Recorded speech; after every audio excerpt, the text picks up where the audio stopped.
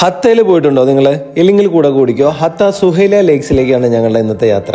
ഇതൊരു must visit place ആണ്. UAE ഇതാ തണുപ്പൊക്കെ കുറഞ്ഞു വരുന്നു. അപ്പോൾ ക്യാമ്പിങ്ങിന് പറ്റുന്ന നല്ലൊരു കിഡിലൻ സ്പോട്ടാണ്. എല്ലാവരും ഒന്ന് വിസിറ്റ് ചെയ്ത് നോക്കൂ.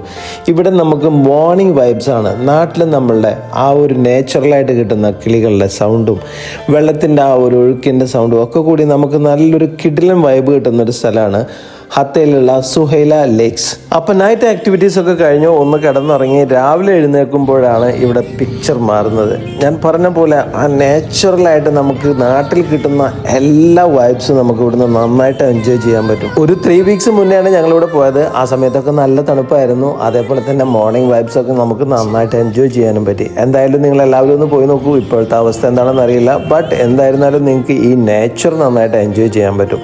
ഹത്ത എന്ന് പറഞ്ഞു കഴിഞ്ഞാൽ ഒരു മസ്റ്റ് വിസിറ്റ് പ്ലേസ് ആണ്. നല്ലൊരു ക്ലീൻ സിറ്റി കൂടിയാണ്.